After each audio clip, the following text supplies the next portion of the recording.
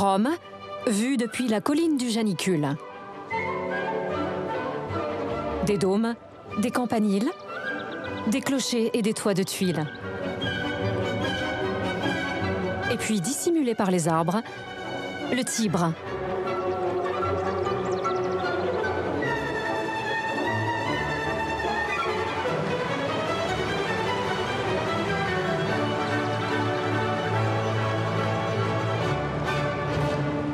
Un fleuve où se reflète la ville depuis l'Antiquité. Entre le 1er et le 3e siècle après Jésus-Christ, Rome domine fièrement le Tibre. Au milieu du fleuve, une île en forme de navire, l'île Tibérine, et son temple dédié à Esculape, dieu de la médecine. Au loin, l'immense résidence des empereurs s'élève sur le Palatin. Sur la rive gauche, le théâtre Marcellus, bâti sous le règne de l'empereur Auguste. Au sommet du Capitole, le temple de Jupiter, le plus important de la cité impériale.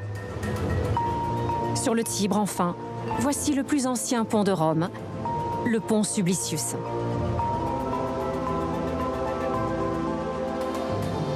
Mais remontons encore le temps. Avant l'Empire, avant la République romaine, avant même le règne des Étrusques. Entre 10 et 8 siècles avant notre ère, Rome ici n'est pas encore née. Rien que des collines, des plaines et un fleuve, le Tibre, large et capricieux. Le berceau de Rome et de sa légende.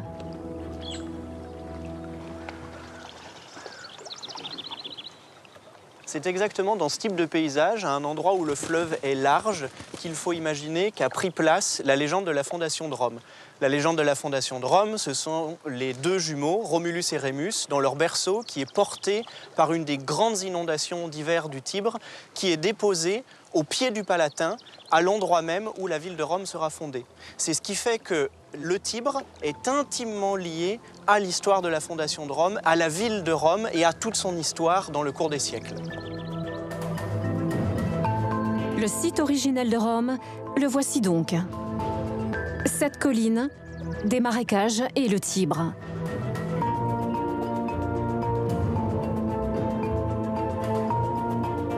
Un site naturel qui est aussi devenu un décor de légende. Une légende désormais illustre. Romulus et Rémus sont les fils d'une Vestale et du dieu Mars. Les deux jumeaux ont été abandonnés au Tibre, puis recueillis par une louve.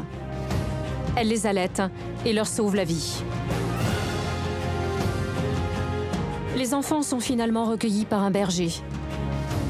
Il va les élever chez lui avec sa femme, comme si ces jumeaux étaient leurs propres fils.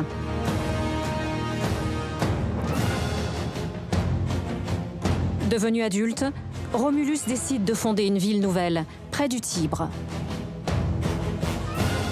Il en trace les contours à l'aide d'une charrue. Mais il se querelle avec son frère et le tue. Romulus devient ainsi le premier roi de Rome.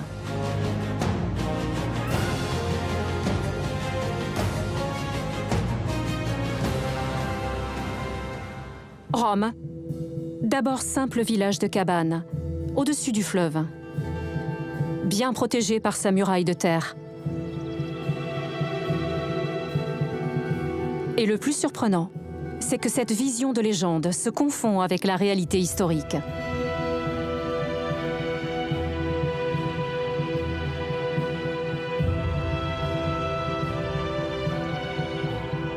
L'archéologie confirme dans une certaine mesure le récit de la fondation de Rome sur le Palatin par Romulus, puisqu'on a trouvé à cet endroit précisément des cabanes qui datent du 8e siècle avant notre ère, qui est la date légendaire admise par les Romains de la fondation de la ville. Les Romains avaient eux-mêmes conscience des traces archéologiques qui existaient sur le Palatin, puisque l'endroit supposé de la cabane de Romulus, avec les vestiges qu'on peut encore voir aujourd'hui, était connu et était conservé à l'époque romaine déjà.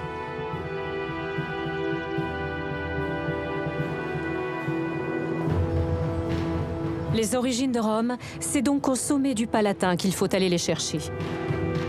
Sur cette colline aujourd'hui, l'ancienne résidence impériale.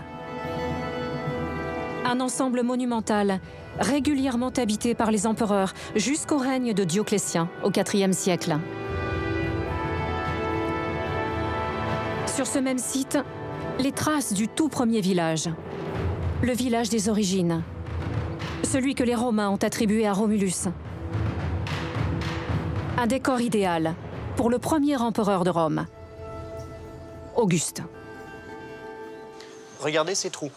Ce sont des trous de poteaux de cabanes qui ont été redécouverts par les fouilles archéologiques. Ce qui est intéressant, c'est que les Romains eux-mêmes en avaient connaissance et qu'ils croyaient qu'il y avait ici la cabane de Romulus. Là où il a été élevé. Là où Romulus a été élevé, là où certainement il a vécu avant de devenir roi de Rome. Et Auguste, donc, s'est installé à côté précisément de cette cabane de Romulus. Auguste fonde l'Empire romain. Pour lui, c'était très important de se présenter dans la lignée de Romulus comme, en quelque sorte, le deuxième fondateur de Rome. Auguste fait donc bâtir ici un immense complexe. Au centre, une splendeur. Son palais, richement décoré. Aujourd'hui subsistent quelques rares décors peints.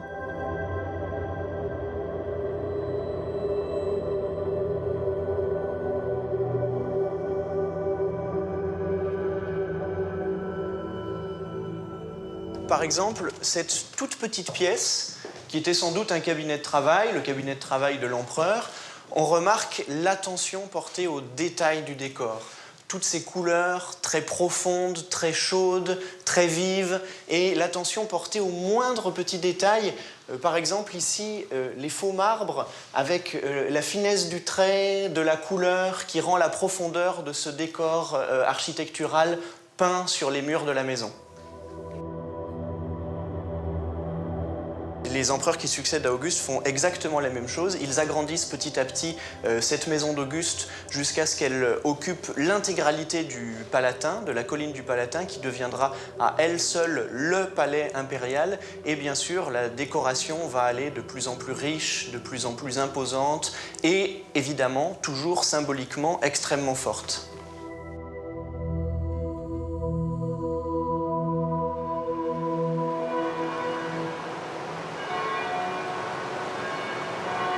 Rome, avec vue sur le Tibre. Aujourd'hui encore, sur la rive gauche du fleuve, subsistent les vestiges des plus grands monuments antiques. Des palais, un cirque, un théâtre et bien sûr le Colisée. L'orgueil de Rome, à 1 kilomètre à peine du Tibre.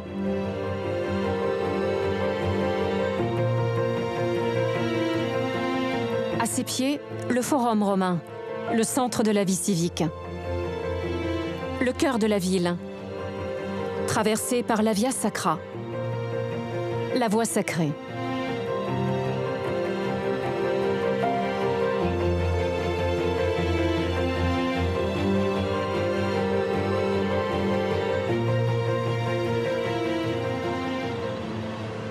Ce forum n'aurait jamais existé sans les rois étrusques.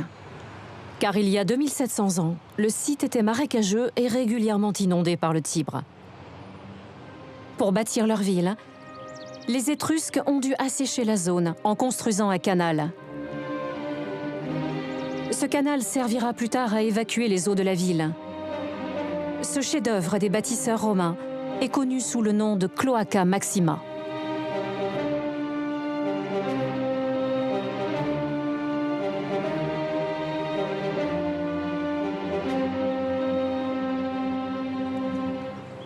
Au cœur du forum, ce jour-là, une archéologue va explorer cet ouvrage exceptionnel.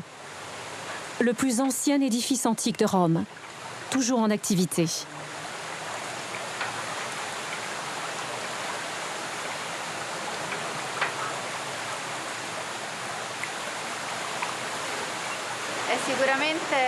C'est certainement l'une des plus grandes et des plus fameuses infrastructures du monde antique.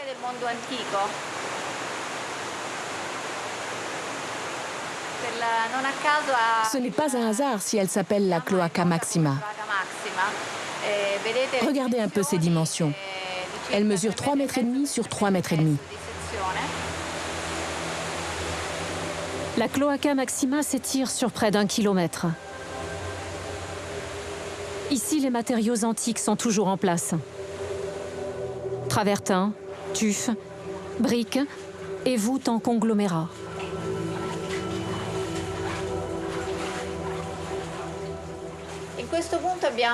Ici, nous avons un exemple de l'incroyable maîtrise technique des architectes et constructeurs romains. Nous pouvons voir ce mur qui est constitué de blocs, ainsi que la voûte au-dessus.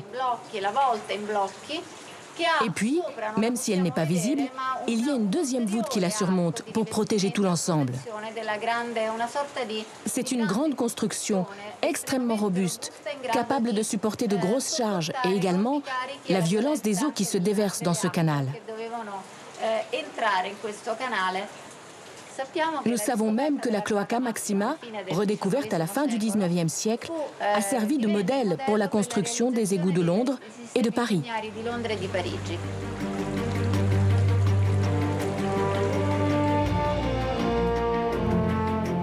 Une fois la vallée asséchée, dès la fin du 7e siècle, les rois étrusques bâtissent le premier forum de Rome.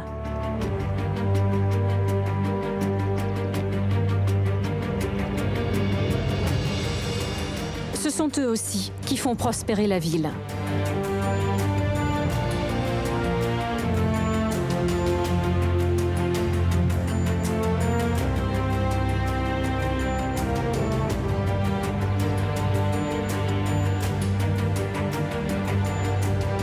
Voici son quartier le plus stratégique. Le Grand Marché, à côté du port fluvial. Un marché, un port, un fleuve. Rome prend son essor.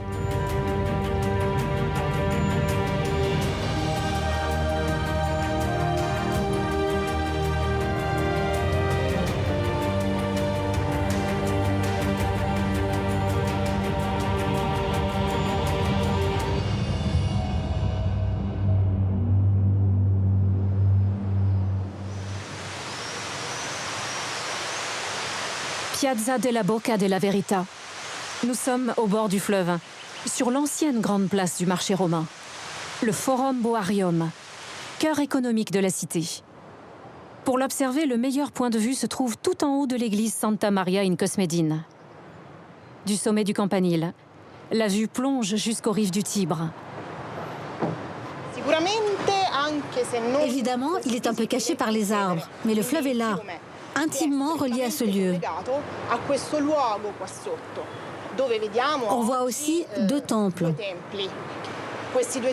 Ces temples sont les derniers vestiges du marché antique qui s'appelait le Forum Boarium. Ce forum était lié au commerce des bovins, à la transhumance, car les animaux arrivaient jusqu'ici depuis la région des Apennins.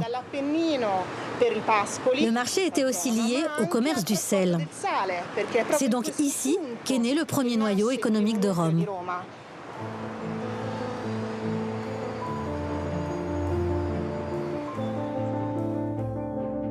6 étages plus bas, la nef de l'église Santa Maria in Cosmedin, avec ses pavements de marbre coloré. Une église médiévale qui garde la mémoire antique des lieux. La mémoire du Forum Boarium, à la fois grand marché et lieu de culte.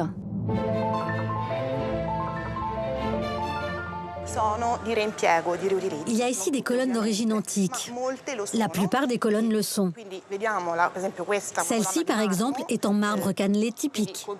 Elle a été retravaillée, bien sûr, mais elle est bien d'époque romaine. On le voit ici à la base.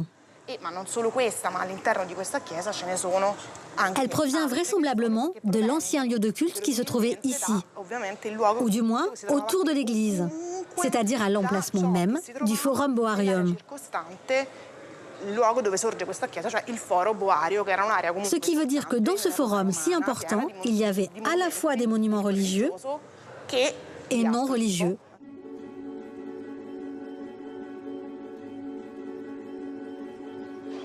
Quartier du Testaccio, plus au sud, à moins de 500 mètres du Tibre et de l'ancien grand port de Rome. Nous sommes sur une colline artificielle, protégée et fermée. Un site qui témoigne de l'intense activité fluviale dans la cité antique.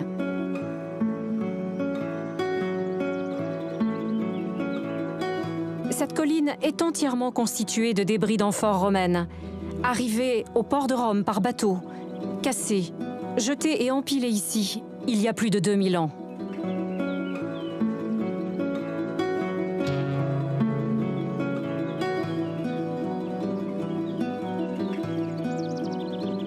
Une véritable décharge d'amphores à ciel ouvert. 20 000 mètres carrés de superficie, près de 30 mètres de haut.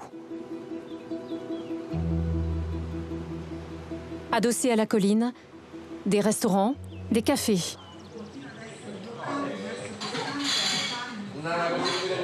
À première vue, un lieu de rendez-vous classique. Mais le décor, à base d'amphores, est unique. Il n'y a qu'ici qu'on peut voir cette union entre le moderne, le café moderne et la structure ancienne. Ici, le bar est carrément en contact direct avec le site ancien. Les fragments d'amphores sont encastrés dans le mur. Alors bien sûr, c'est un lieu unique à Rome, et peut-être au monde. On a creusé ces cavités, ces grottes, au XVIIe siècle. C'était des caves à vin. Ensuite, au XIXe siècle, elles se sont transformées en bistrots un peu malfamés. À Rome, on les appelle les fraschette. Et puis, peu à peu, ces lieux sont devenus des bars branchés, des boîtes de nuit. Aujourd'hui, c'est l'un des quartiers de la vie nocturne à Rome.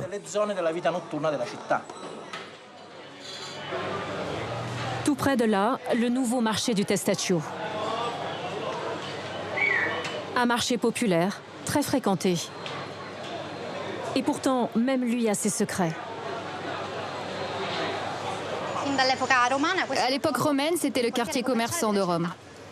C'est ici qu'arrivaient toutes les marchandises qui étaient redistribuées en ville. Alors la construction de ce marché a été très importante pour nous parce que cela nous a permis de faire des fouilles dans ce quartier. Il n'avait jamais été fouillé auparavant.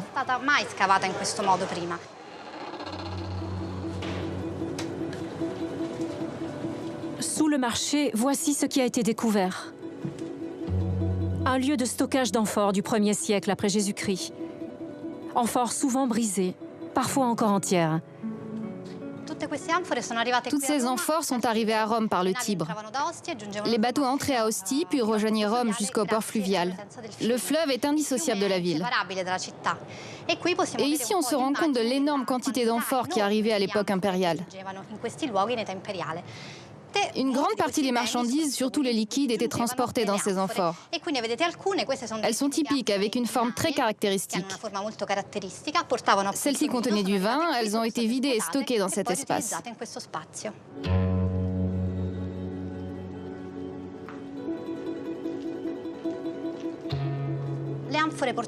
La plupart portent encore des inscriptions, comme des timbres qui étaient gravés dans l'argile encore fraîche. Comme ça, nous pouvons identifier les propriétaires ou les artisans qui les ont fabriqués. Ici, THB, Titus Helvius Basila.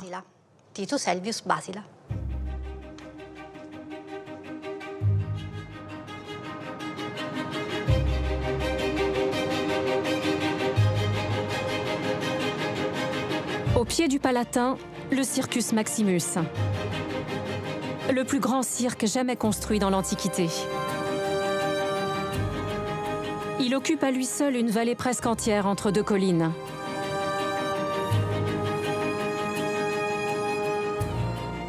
Et le site n'a pas été choisi au hasard. Tout au fond, là-bas, il faut imaginer le Tibre et l'ancien port de Rome. À l'époque des rois étrusques, cet espace libre a été aménagé. On y a créé des gradins en bois qui étaient évidemment réservés aux plus hautes personnalités de la société romaine.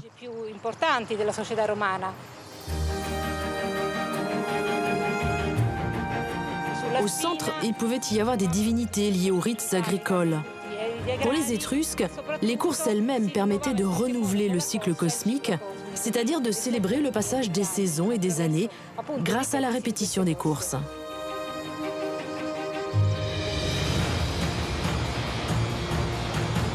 Sur les bords du Tibre, le cirque se métamorphose peu à peu, dès le début de notre ère. Tout en pierre désormais, l'édifice va atteindre 600 mètres de long. Capacité maximale, 250 000 spectateurs.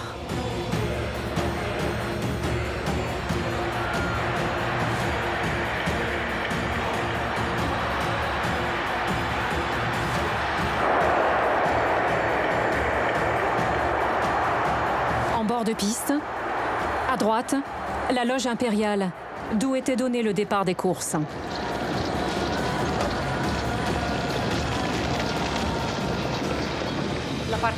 La partie la plus basse des gradins, comme dans tous les monuments romains, était réservée aux classes aisées, c'est-à-dire les cavaliers, les sénateurs, les magistrats et les ambassadeurs. Au-dessus se tenait la bourgeoisie moyenne et enfin, le peuple.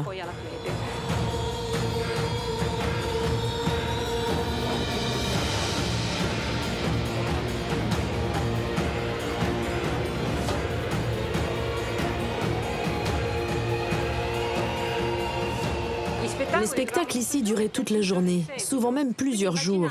Imaginez une affluence de plusieurs milliers de spectateurs qui sortaient, revenaient, faisaient des paris. Il se passait beaucoup de choses ici.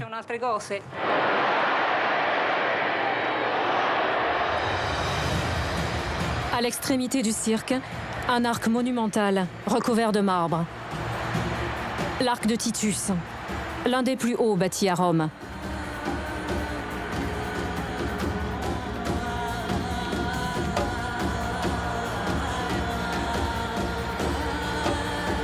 Il a disparu au Moyen-Âge, sans doute entièrement démonté.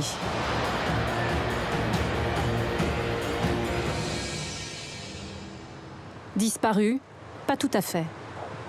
Quelques fragments de l'arc de Titus ont été découverts sur place, récemment, au cours de chantiers de restauration. Ça a été émouvant de retrouver ces fragments. Oui, c'est la récompense de tous nos sacrifices. C'est un morceau de corniche, juste une partie, parce qu'en réalité, les corniches étaient bien plus complexes. La structure était lisse, l'arc était très austère dans sa décoration. Alors qu'au sommet, il était surmonté d'un grand quadrige de bronze. Tous les autres cirques de l'Empire romain ont été construits en utilisant des éléments identiques. En quelque sorte, ils ont copié ce modèle architectural.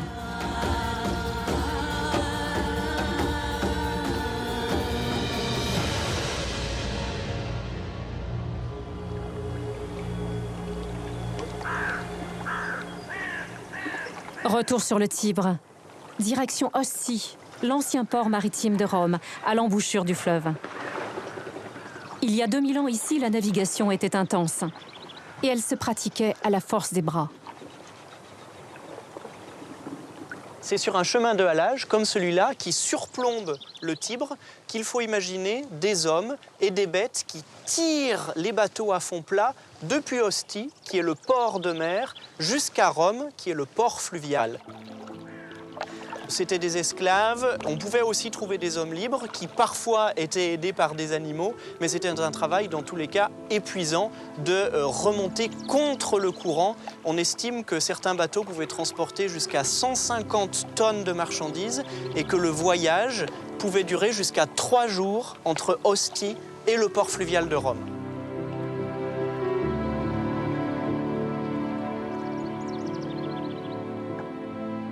De Rome jusqu'à Ostie, il faut compter une trentaine de kilomètres. À l'embouchure du Tibre, dans l'Antiquité, Ostie et son port sont alors incontournables.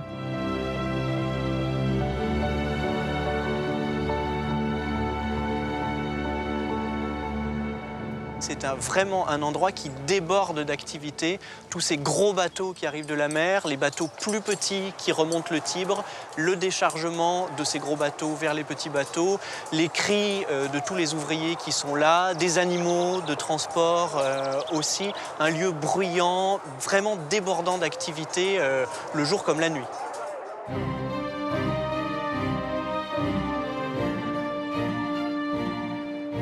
Sur le site d'Ostia Antica aujourd'hui, s'étendent les vestiges de cette vaste ville portuaire. Rues pavées, thermes, grandes maisons, boutiques, théâtres. Une ville romaine typique.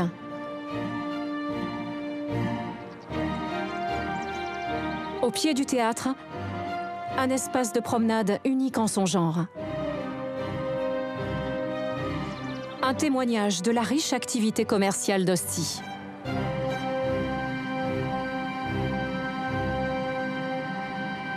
C'est une galerie qui dépend du théâtre d'Ostie, qui est juste là derrière nous. C'est une galerie couverte avec des colonnes que les gens utilisaient entre deux spectacles, en sortant du théâtre, pour se réunir, pour discuter. C'est donc un lieu extrêmement fréquenté dans la ville.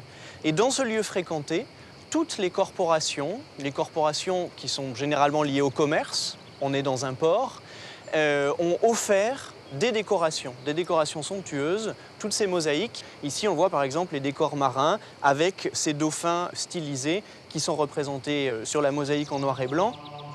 Des animaux marins, mais aussi des navires de commerce, toutes voiles dehors, en provenance d'Afrique. Ici, par exemple, se lit le nom de Carthage. Ou bien Sabrata, dans l'actuelle Libye.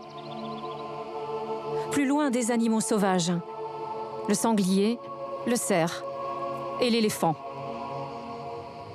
L'éléphant indique le commerce depuis l'Afrique jusqu'à Rome, soit le commerce d'ivoire qui est utilisé pour faire des bijoux, pour faire de la marqueterie, soit alors l'éléphant lui-même qui est importé pour, par exemple, les jeux du cirque à Rome. Un commerce prestigieux donc, dans une ville prospère. Son destin tout entier est lié au Tibre. C'est grâce au Tibre qu'Ostie a été fondée, puisque Ostie assurait le lien entre le Tibre et la mer. Mais le Tibre est aussi l'ennemi d'Ostie, parce que c'est un fleuve qui a un débit assez lent, qui charrie énormément d'alluvions et qui s'ensable régulièrement.